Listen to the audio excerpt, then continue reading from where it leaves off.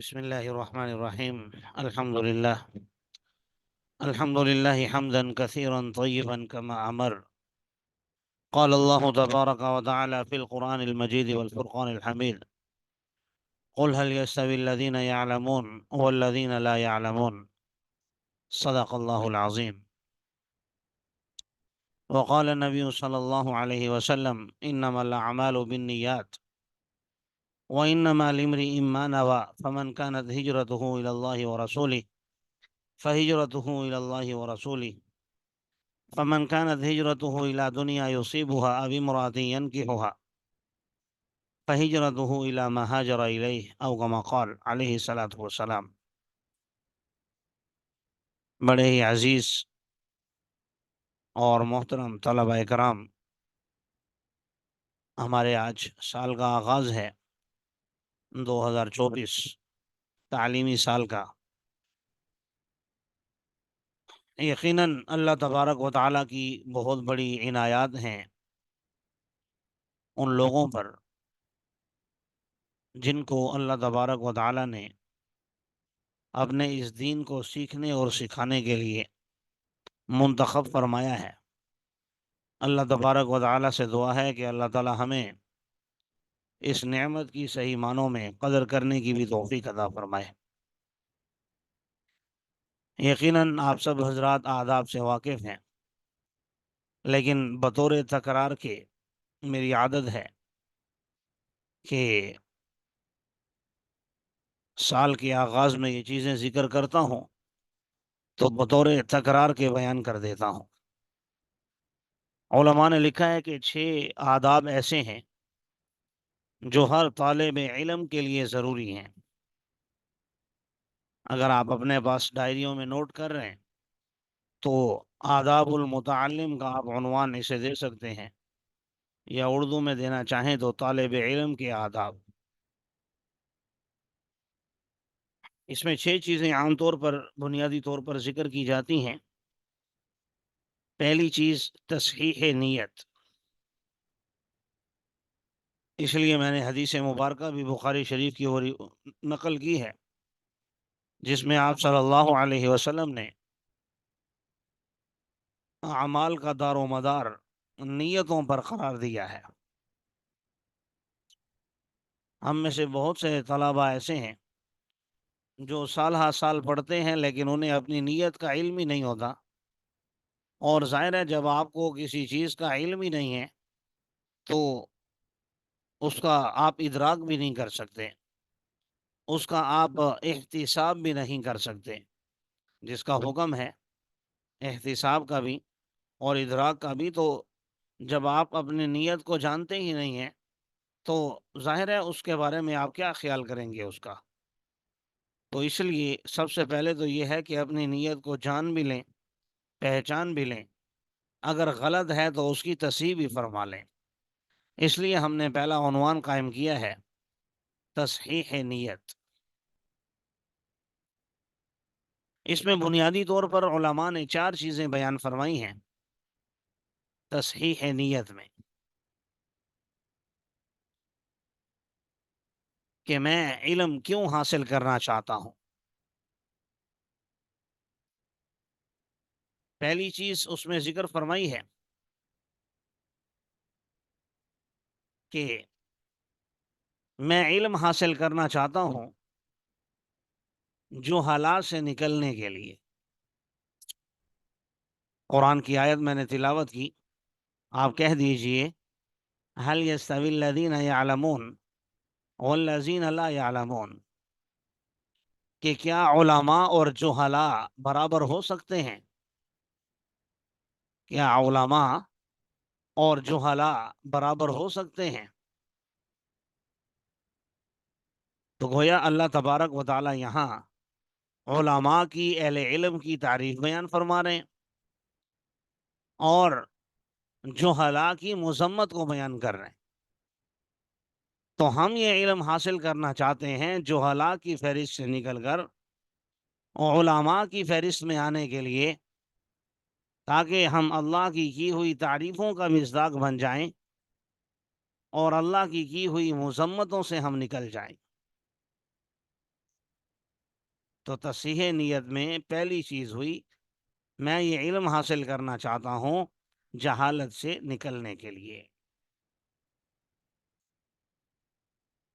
دوسرا، جب آپ کو علم حاصل ہو گیا تو دوسری چیز ہے عمل۔ دوسری علم حاصل کرنے سے یہ نیت ہو کہ میں عمل کرنے کے لیے یہ سیکھنا چاہتا ہوں۔ جو بات جس مقام پر، جس جگہ پر لاگو ہوتی ہے، تعلق رکھتی ہے، تو وہاں میں اس پر عمل کروں، یہ ہمارا یعنی سوچ ہونی چاہیے، یہ فکر ہونی چاہیے، یہ جذبہ ہونا چاہیے، اور یہ ہمارے احساسات ہونے چاہیے، اور سب سے بڑھ کر یہ ہماری نیت ہونی چاہیے۔ اس پر اگر میں بات کروں تو بات لمبی ہو جائے گی عمل پر، بس ایک شعر عرض کر دیتا ہوں کہ عمل سے زندگی بنتی ہے، جنت بھی جہنم بھی، یہ خاکی اپنی فطرت میں نہ نوری ہے نہ ناری۔ تو اصل عمل ہی ہے۔ علم اگر عمل کے بغیر ہے تو پھر وہ تو قرآن نے بڑی عجیب مثال دی ہے کہ جیسے کوئی گدھا ہو اور اس پر بہت سی کتابیں لاد دی جائیں، تو ظاہر ہے اس نے علم تو بہت اٹھایا ہوا ہے لیکن وہ عمل کرنے سے قاصر ہے۔ تو اگر مسائل جاننے کے باوجود ہم عمل نہیں کرتے، جیسے تورات کو جاننے والے کیا کرتے تھے، تو اللہ تعالیٰ نے فرمایا ان کی مثال تو گدھوں جیسی ہے۔ تو اس لیے اصل علم وہی ہے جس پر عمل کیا جائے۔ اس لیے قرآن نے جب علماء کی تعریف کی تو فرمایا انما یخشی اللہ من عبادہ العلماء، کہ علماء وہی ہیں جن کے اندر خشیت الہی ہو، اللہ کا ڈر اور خوف ہو جن کے اندر۔ جی، تصحیح نیت میں تیسرا عنوان ہے یا تیسری چیز ہے علم دین کو زندہ اور باقی رکھنے کے لیے۔ ظاہر ہے میں نے اپنے استادوں سے سیکھا تو آگے آپ کو الحمدللہ سکھایا، پھر آپ حضرات نے آگے کسی اور کو سکھایا، پھر اس نے کسی اور کو سکھایا۔ یہ ہمارا فرائض کفایہ میں سے فرض کفایہ بھی ہے، اور ایسے لوگوں کے لیے بڑی تعریفیں بھی ہیں۔ وقت مختصر ہے، پھر بھی ایک دو عرض کر دیتا ہوں۔ مثلا آپ نے سنا ہے خیرکم من تعلم القرآن وعلمہ، بہترین لوگ وہ ہیں جو قرآن پڑھتے ہیں اور پڑھاتے ہیں۔ اب قرآن میں سب چیزیں داخل ہیں، جو چیزیں قرآن سیکھنے میں، ہم اصول فقہ پڑھیں گے نور الانوار، تو یہ قرآن سیکھنے میں معاون ہے، تو یہ بھی اس میں داخل ہے۔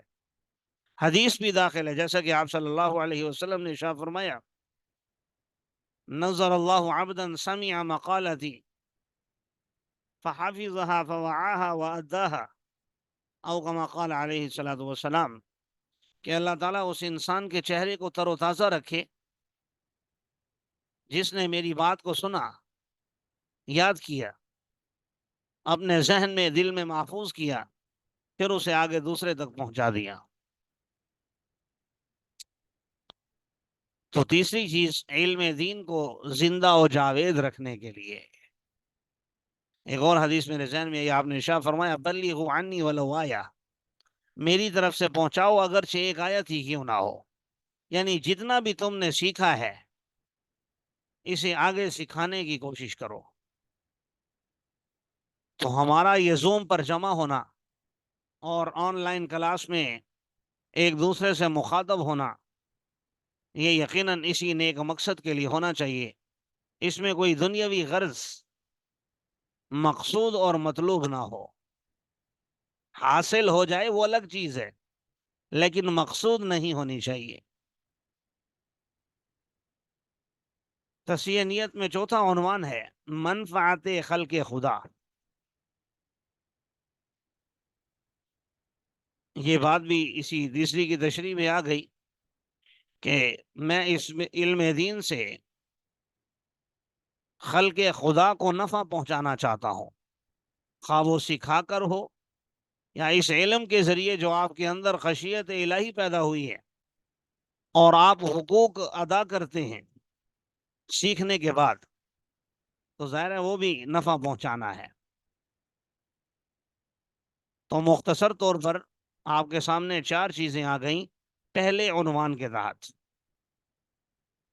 آداب علم، آداب متعلم، اس کے تحت عنوان ہے پہلا، 6 عنوان ہے ٹوٹل۔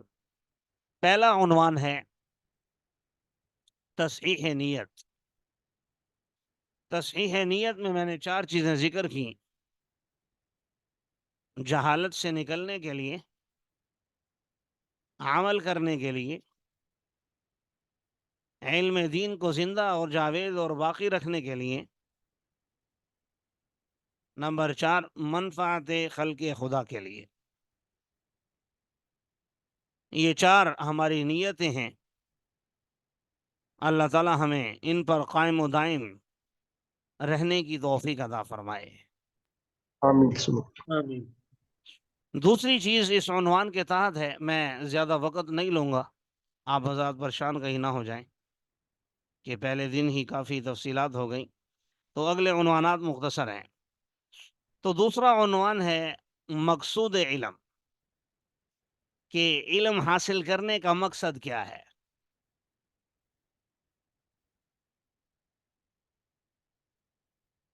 تو یقیناً ہمارا مقصد کوئی اس سے جاب حاصل کرنا نہیں ہے، ہمارا مقصد اس سے کوئی عالمی مبلغ بن کے لوگوں کے سامنے شہرت حاصل کرنا نہیں ہے، اللہ دے دے وہ الگ چیز ہے۔ اسی طرح میں نے کہا کہ دنیا کمانا مقصود نہیں ہے، لیکن جب آپ دنیا کو چھوڑیں گے تو دنیا ذلیل ہو کر آپ کے پاس آئے گی، تو آ جائے وہ الگ بات ہے، لیکن ہمارا مقصود اس علم سے یہ نہیں ہونا چاہیے۔ سوال یہ ہے کہ پھر کیا ہونا چاہیے؟ تو میرے ذہن میں قرآن پاک کی آیت آئی، من کان یرید حرث الآخرۃ نزد له فی حرثہ الی آخرہ، کہ جو شخص اپنے کسی عمل سے، اب دین تو بہت بڑا عمل ہے نا، تو اپنے کسی عمل سے، دینی عمل سے خاص کر دنیا کا ارادہ رکھتا ہے، تو ہم دنیا میں سے اسے اتنا دیں گے جتنا اس کا نصیب ہے، اور فرمایا آخرت میں اس کے لیے کوئی حصہ نہیں ہوگا۔ لیکن جو اپنے عمل سے آخرت کا ارادہ کرتا ہے، آخرت کی کھیتی کا، تو نزید لہو فی حرثہ، دنیا میں بھی دیں گے، آخرت میں بھی ہم اس کی کھیتی میں اضافہ کر دیں گے۔ تو مقصود علم ہمارا ہونا چاہیے اللہ کی رضا۔ اس آیت کی روشنی میں اس علم حاصل کرنے کا مقصد اور اس پر خرچ ہونے والی رقم اور اس پر خرچ ہونے والا وقت اور اس پر خرچ ہونے والے ہمارے اعضاء، یعنی قوت سماعت، بصارت، ہماری زبان، لب و لہجہ، ہمارا ذہن، دماغ، یہ تمام چیزیں، تو یہ فقط اللہ کی رضا کے لیے ہونے چاہیے۔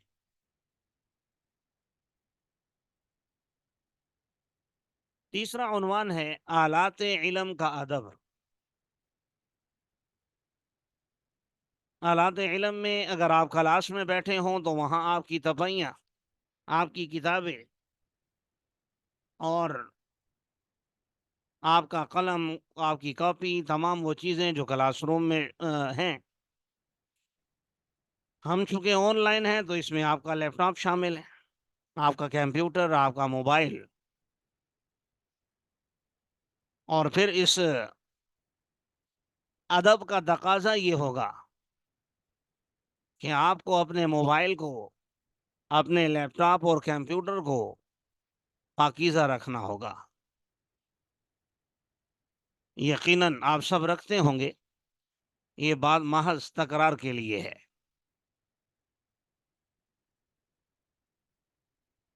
تو آلات علم کا ادب یہ ہے کہ ان تمام چیزوں کا خیال کیا جائے جو ہمارے لیے حصول علم کا ذریعہ بنتی ہیں۔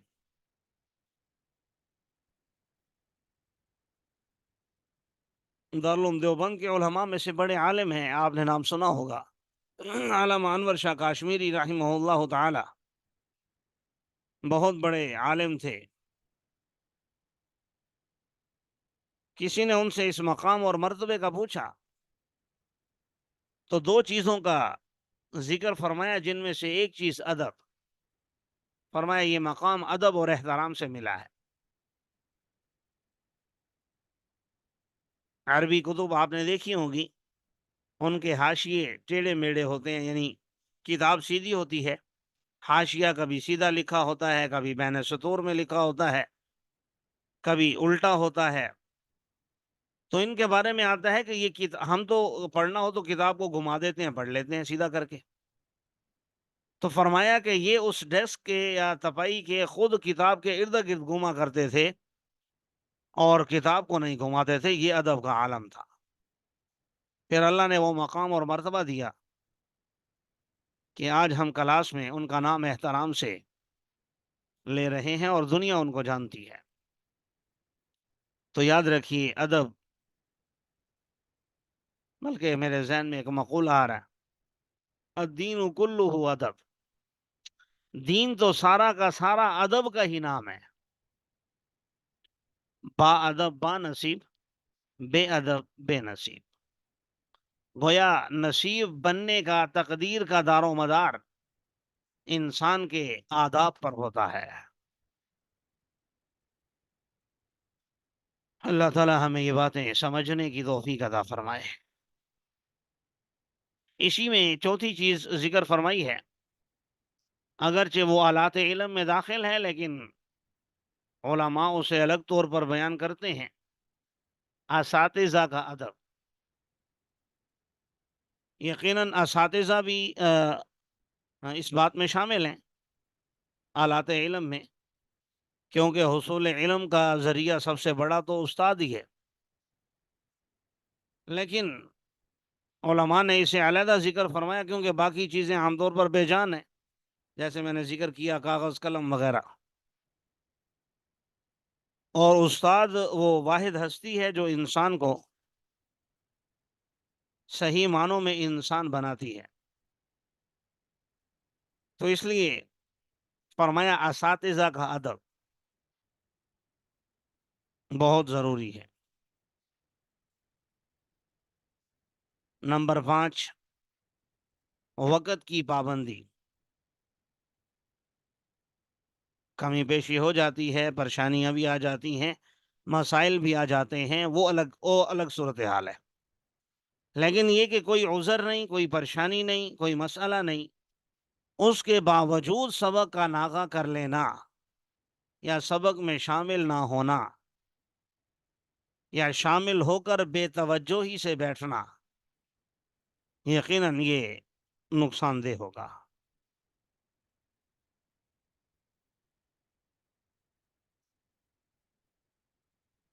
اور آخری چیز ذکر فرمائی ہے 6 نمبر پہ، حتی الامکان ناغے سے بچنے کا اہتمام ہو، جتنا ہو سکے چھٹی سے بچنے کی کوشش کریں۔ پہلے ہفتے میں ہمارے پاس تقریباً 5 دن ہیں، تو ان 5 دنوں میں جو اعذار ہیں وہ الگ ہیں، کوئی عذر ہو، پریشانی ہو تو متعلقہ استاد کو، نگران کو بتا دیا جائے اور چھٹی کر لی جائے، وہ ایک الگ معاملہ ہے۔ لیکن خواہ مخواہ چھٹی کر لینا، یہ آپ کے اسباق کے لیے بھی، آپ کے لیے بھی اور استاد کے لیے بھی نقصان دہ ہے، اور خاص کر اس ناغے کی نحوست آپ پر کئی دن تک طاری رہے گی۔ تو اس سے بچنے کے لیے جتنا ہو سکے اسباق میں شرکت کا اہتمام کیجیے۔